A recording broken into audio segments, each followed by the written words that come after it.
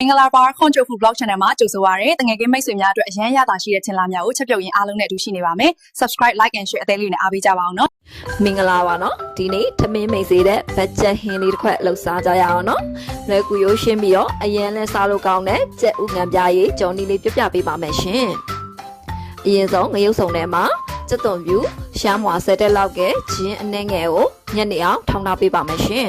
ကြက်သွန်ပြူချင်းညက်ပြီးဆိုလို့ရှိရင်ကြက်သွန်နီဘာဘာလီထားတာကိုထည့်ပြီးတော့ထောင်းပေးပါမယ်ရှင်ကြက်သွန်နီကဥကြီး3လုံးသုံးထားပါရနော်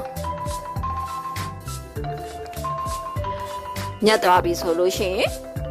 ဘဲဦးတစ်လုံးနဲ့ကိုစီထဲပါစီပူလာပြီဆိုလို့ရှိရင်ထောင်းထားတွေထည့်ပြီးတော့စီသက်ပေးပါမယ်ရှင်နွေမုတ်ထည့်ပြီးတော့မှုပေးပါမယ်နော်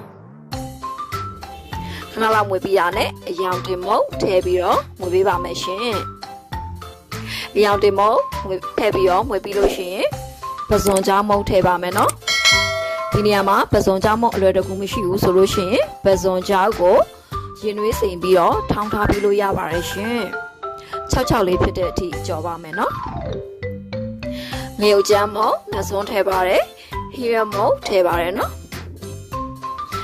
6လေးဖြစ်တဲ့အထိငွေပေးပါရှင်6လေးဖြစ်လာပြီဆိုလို့ရှိရင်ငါးငံပြားရေးထည့်ပါမယ်နော်ငါးငံပြားရေးတစ်စုံထည့်ပါမယ်ရှင်ဒီနေရာမှာငါးငံပြားရေးကတော့ဒီကြက်သွန်ဖြူအနေများရဲ့ကြက်ဥအနေများပေါင်းမှုတီးပြီးတော့ထည့်ပါရှင်ကြက်ဥကတော့နှလုံးသုံးထားပါရရှင်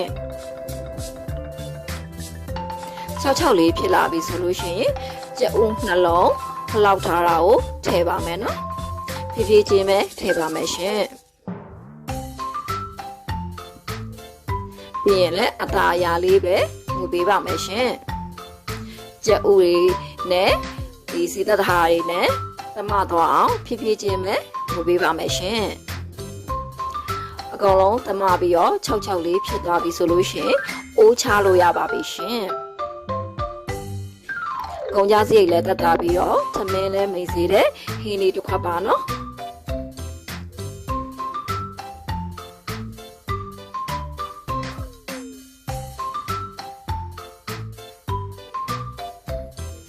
ကြော်စားကြည့်ကြပါရှင်ကြည့်ရှုပေးတဲ့အတွက်အားလုံးကိုကျေးဇူးတင်ပါတယ်ရှင်